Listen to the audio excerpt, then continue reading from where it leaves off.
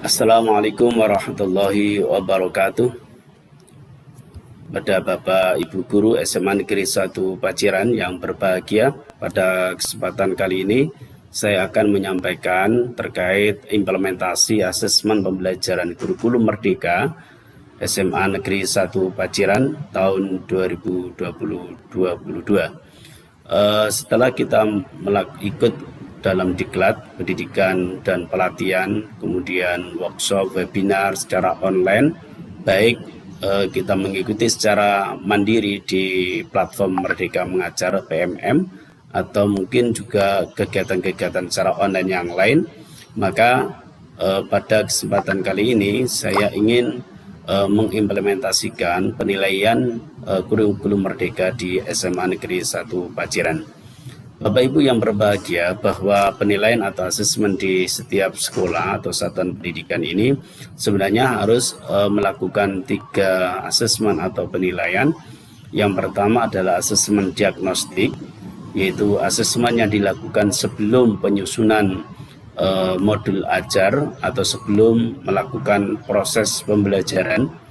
Hal ini digunakan untuk mengetahui terkait dengan potensi gaya belajar dari siswa, dan dari situlah nanti digunakan untuk proses pembelajaran secara diferensial. Kemudian yang kedua adalah asesmen formatif, yaitu dilakukan pada saat proses atau sepanjang pembelajaran, mulai dari awal pembelajaran, kemudian tengah-tengah pembelajaran, akhir pembelajaran. Kemudian yang ketiga adalah penilaian sumatif, yaitu dilakukan pada akhir pembelajaran, yaitu setelah selesai satu atau lebih ruang lingkup materi. Sehingga pada penilaian sumatif ini, kalau kita rinci kembali, nanti ada penilaian subsumatif yang merupakan penilaian di akhir dari proses pembelajaran. Mungkin adalah satu ruang lingkup materi yang terdiri dari tujuan pembelajaran, beberapa tujuan pembelajaran. Yang kedua adalah yaitu penilaian sumatif yang dilakukan pada akhir semester atau akhir tahun. Baik Bapak Ibu Guru yang berbahagia, bahwa penilaian dalam proses pembelajaran ini dikelompokkan menjadikan 2 hal tadi. Yang pertama adalah asesmen formatif, dan yang kedua adalah asesmen sumatif. Pada asesmen formatif ini digunakan untuk mengetahui kemajuan dari pembelajaran, kemajuan dari proses pembelajaran para murid. Kemudian asesmen sumatif digunakan untuk mengetahui ketercapaian tujuan pembelajaran yang telah dilakukan oleh murid, ya, pada saat setelah melaksanakan proses pembelajaran. Pada asesmen ini ada 3. Yang pertama adalah asesmen as learning, yang kedua asesmen for learning, dan yang ketiga adalah asesmen of learning. Pada kurikulum Merdeka ini banyak ditekankan kepada yaitu 2 asesmen, bagaimana asesmen as learning dan asesmen for learning. Penilaian dilakukan pada saat yaitu proses pembelajaran ini digunakan untuk mengetahui tentang kemajuan pembelajaran yang telah dialami oleh murid, sehingga digunakan dalam proses perbaikan proses pembelajaran, bukan untuk mengetahui ketercapaian tujuan pembelajaran atau KKTP. Nah, oleh karena itu pada asesmen untuk formatif ini hanya digunakan untuk mengetahui bagaimana agar proses pembelajaran ini dari pertemuan pertama, pertemuan kedua, pertemuan ketiga itu semakin aktif, semakin baik, semakin berpihak kepada murid, semakin siswa itu melakukan pembelajaran yang berdiferensiasi. Kemudian setelah itu adalah asesmen sumatif, asesmen yang dilakukan untuk evaluasi pada akhir proses pembelajaran. Untuk bentuk asesmen formatif ini bisa berbentuk tertulis dan juga bisa berbentuk tidak tertulis. Bisa tertulis apakah berupa refleksi, esai, poster, jurnal, ya. Kemudian tes tulis, termasuk juga adalah portofolio. Kemudian yang tidak tertulis bisa diperoleh dari diskusi kelas, kinerja, presentasi, drama, tes lisan. Itu adalah tes asesmen formatif. Kemudian bentuk asesmen formatif itu tidak harus dalam bentuk tes tulis, ternyata adalah bisa dilakukan dalam bentuk tertulis maupun tidak tertulis. Yang tertulis misalkan juga adalah bisa refleksi, kemudian esai, poster, jurnal, portofolio, tes tertulis, ya. Kemudian yang tidak tertulis bisa dilakukan dengan diskusi kelas, produk, presentasi, drama, tes lisan. Itu adalah bentuk asesmen sumatif yang bisa dilakukan pada saat satu ruang lingkup dari pembelajaran itu selesai atau pada saat akhir pembelajaran dalam jangka waktu 6 bulan yang dikenal dengan yaitu semester gasal dan semester akhir tahun atau semester genap. Salah satu diantaranya kalau secara rinci itu pada perencanaan penilaian sumatif ini, misalkan di sini ada kolom tujuan pembelajaran TP1, TP2, TP3, TP4, TP5 ya dan seterusnya. Kemudian ada indikator capaian atau kinerja atau performa. Kemudian bentuk penilaiannya itu bisa bermacam-macam, bisa refleksi, bentuk esai, jurnal, poster, diskusi, kelas, produk, presentasi, tes lisan, tes tertulis, portofolio, praktek, unjuk kerja, proyek, dan penugasan. Yang penting bahwa dalam penilaian kurikulum Merdeka ini tidak lagi dipisahkan antara yaitu penilaian kognitif, penilaian psikomotorik, dan penilaian afektif.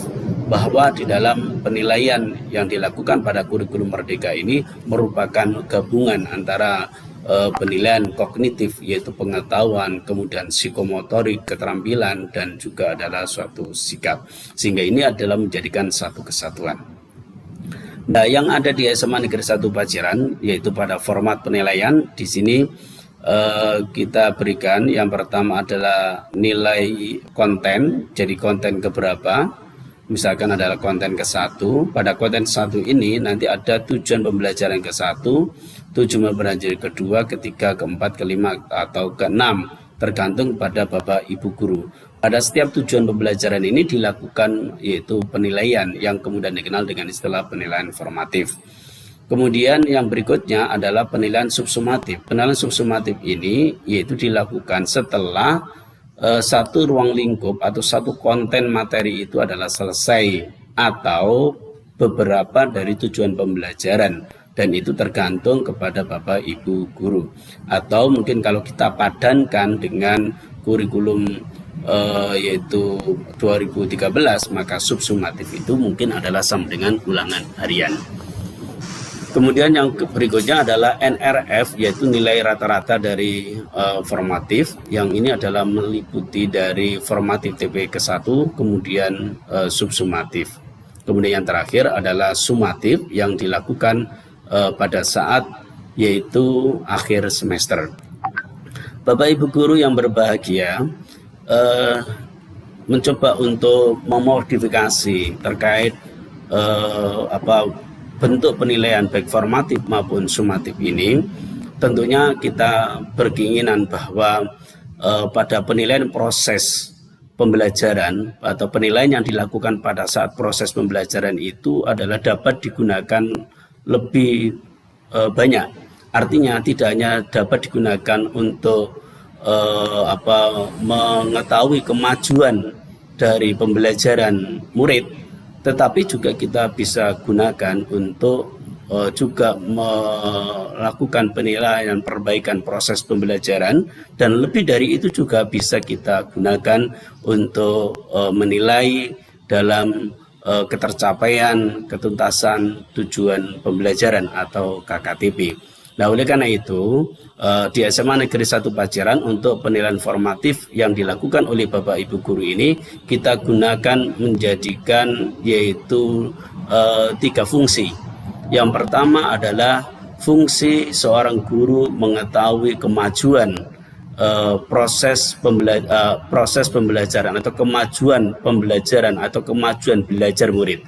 Yang kedua, kita gunakan untuk melakukan proses perbaikan dalam pembelajaran. Dan yang ketiga, bisa kita gunakan untuk mengetahui ketercapaian, ketuntasan tujuan pembelajaran.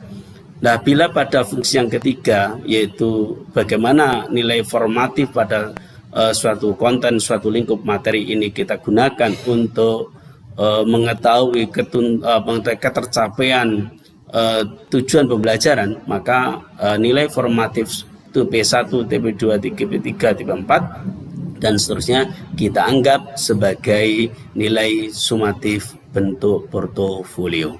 Jadi kita anggap bahwa nilai formatif pada TPK 1, 2, 3 dan seterusnya kita anggap sebagai yaitu sumatif portofolio. Kemudian untuk subsumatif di sini yang biasanya dilakukan oleh Bapak Ibu guru berupa ulangan harian yang biasanya adalah dengan tulis maupun lesan, maka ini kita gunakan bahwa subsumatif ini termasuk penilaian sumatif dalam bentuk tes tulis atau kemudian lesan, sehingga pada penilaian formatif ini semuanya adalah bisa kita gunakan dalam rangka untuk mengetahui kemajuan dan juga mengetahui ketercapaian tujuan pembelajaran dalam proses pembelajaran pakai kurikulum Merdeka. Bapak Ibu yang berbahagia, kita yaitu langsung saja pada yaitu bagaimana cara untuk mengetahuinya pada TP1 dan TP2 dengan konten. Ini bisa kita lihat, kita kasih contoh misalkan adalah pelajaran biologi, itu adalah CP, capaian pembelajaran pada akhir fase E, itu menyatakan bahwa peserta didik memiliki kemampuan menciptakan solusi atas permasalahan-permasalahan berdasarkan isu lokal atau global dari pemahamannya tentang keanekaragaman makhluk hidup dan peranannya, virus dan peranannya, penerapan inovasi teknologi biologi, komponen ekosistem dan interaksi antar komponen serta perubahan lingkungan. Dari CP ini maka kita akan mengetahui tentang ruang lingkup dari materi biologi pada kurikulum Merdeka. Yang pertama adalah ruang lingkup konten materi keanekaragaman makhluk hidup, kemudian virus dan peranannya, ekosistem dan interaksi antar komponen, dan yang keempat adalah perubahan lingkungan. Dari yaitu ruang lingkup materi ini kita ambil contoh satu ruang lingkup materi misalkan tentang keanekaragaman makhluk hidup, nanti akan kemudian diformulasikan dalam bentuk tujuan pembelajaran. Misalkan tujuan pembelajaran pertama, tujuan pembelajaran 2, tujuan pembelajaran 3, tujuan pembelajaran 4, dan tujuan pembelajaran 5. Tujuan pembelajaran pertama misalkan mengidentifikasi tingkat keanekaragaman hayati dan menyajikan laporan dari hasil pengamatan di lingkungan sekitar. Terlepas ada perbedaan bahwa satu TP itu boleh ada dua kata kerja atau tidak, maka pada hakikatnya kalau misalkan kita bisa pada tujuan pembelajaran yang pertama ini berarti menjadikan dua tujuan pembelajaran, sehingga dalam praktek inilah kemudian kita akan mengetahui bahwa pada konten yang pertama yaitu keanekaragaman hayati makhluk hidup tadi ada 5 TP. Dari 5 TP masing-masing TP harus diukur, harus dinilai dengan nilai formatif. Yang kemudian yaitu setelah 5 TP itu selesai dalam satu lingkup materi maka dilakukan subsumatif berupa ulangan harian itu sendiri. Bapak Ibu yang berbahagia, langsung kita lihat pada yaitu aplikasi file dari penulisan penilaian kurikulum Merdeka. Ini adalah ketepatan saya buka yaitu terkait dengan kelas 10E1 ya, 10E1. Kalau Bapak Ibu guru misalkan pada TP formatif TP1 ini kemudian misalkan ada nilainya 80 ya, kemudian ini 90, TP ketiga misalkan adalah 78, kemudian 89 ya, kemudian 90, yang ke-6 tidak ada ya. Maka ini adalah merupakan dari sisi yaitu portofolio. Kemudian ulangan harian Bapak Ibu guru nanti mohon untuk diisi yaitu subsumatifnya misalkan dapat yaitu 80 misalkan. Ya, maka di sini akan yaitu mengetahui terkait dengan yaitu NRF yaitu nilai rata-rata dari formatifnya adalah 85. Jadi mohon ini diisi termasuk adalah subsumatifnya juga diisi sehingga nanti kita ketahui nilai FTS-nya adalah 85, kemudian nilai sumatifnya di sini sudah ada 85 yaitu NRF-nya, sementara sumatif nanti kita isi yaitu pada saat semester dasar. Saya kira itu Bapak Ibu guru yang berbahagia, semoga ini menjadi jelas sebagai panduan dalam menginput pengolahan nilai di aplikasi Excel yang sudah Bapak Ibu ambil di link yang sudah tersedia. Demikian, Assalamualaikum warahmatullahi wabarakatuh.